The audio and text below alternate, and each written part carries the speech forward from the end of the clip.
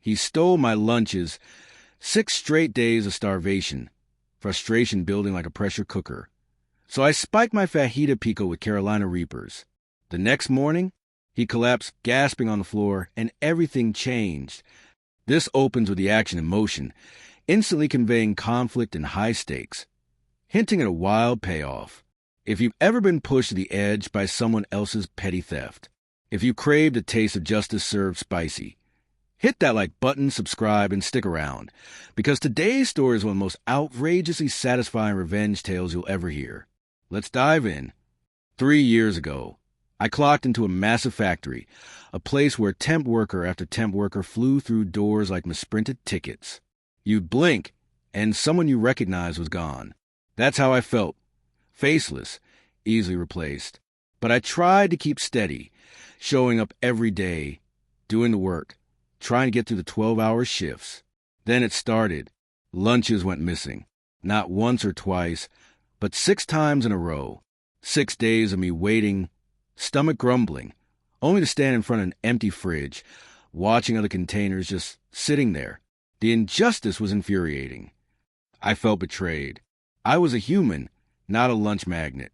The physical ache of hunger mixed with a tightening in my chest, like anger slipping into my bones. Everyone's been underestimated or disrespected at work. That's universal. The lack of control, that simmering desire to set things straight. I know that feeling. At first, I tried to catch them, watching, waiting, but the lunchbox bandit was ghost-like, never around when I came back. It felt passive-aggressive. And when a small act of theft becomes consistent, it just feels personal. Each stolen lunch was betrayal, a slap in the face from someone who clearly underestimated me. By day 5, I was beyond fed up. My mind buzzed with evil plans, some ridiculous, some cruel, but nothing was satisfying enough, until I remembered those Carolina Reaper peppers lurking in my pantry, the ones I'd bought to challenge a friend. And something clicked. This was so poetic. The internal voice went from plotting to laser-focused. If they're going to steal from me with such casual disrespect, let them learn that every theft demands a spicy cost. The resolve tasted like adrenaline. I spent the night like a mad scientist.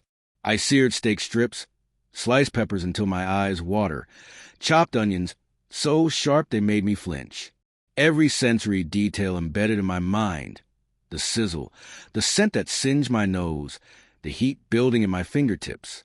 I minced those Carolina Reapers into a blistering pico de gallo, bright red, seeds glistening like embers. I layered it over sizzling steak fajitas, garnished with lime and cilantro, and sealed it all in a clear lid container, like an enticing trap. In the fridge it went. I stared at it before leaving, my revenge shining under fluorescent lights. Next morning, I'm in the break room 60 minutes after placing my masterpiece. Heart pounding, nerves buzzing. Then I hear it, a scream, a voice raw with panic. I bolted over. There he was, the lunchbox bandit, collapsed on the floor, clutching his throat, chest heaving. Panic and horror collided as his lips turned ashen, each gasp sounding like a battle. My heart did somersaults. What had I done? It wasn't just a prank. It triggered an asthma attack so severe, they hauled him off to the hospital. I froze. Fear, guilt, vindication, they all crashed over me. I remember my chest tightening. His pain conjured a sharp twist of regret. But then the adrenaline, the sense that just once, justice yelled back. I didn't confess. I couldn't. And days passed in a haze. Fear that someone would find out. Relief that no one did.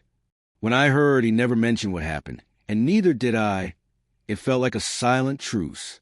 I'd sent a message hotter than any words could deliver. The injustice I felt, my guardianship of what's mine, had been fiercely protected. It wasn't about hurting him.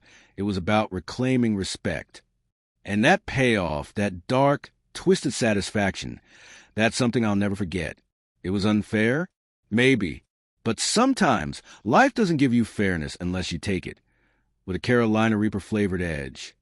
You know, this story isn't about condoning violence. It's about when injustice hurts you deeply, and you choose to fight back creatively. Revenge can be ugly, but sometimes it's the only way to feel in control again. Let me know. Have you ever experienced something so petty yet infuriating that you wanted to fight back? Comment below. If that story gave you chills or made your heart rate spike, go ahead and smash that like button. Share your most jaw-dropping revenge moment in the comments. And of course, subscribe for more real Reddit drama, emotional payoffs, and the kind of stories that stick with you long after the screen goes dark.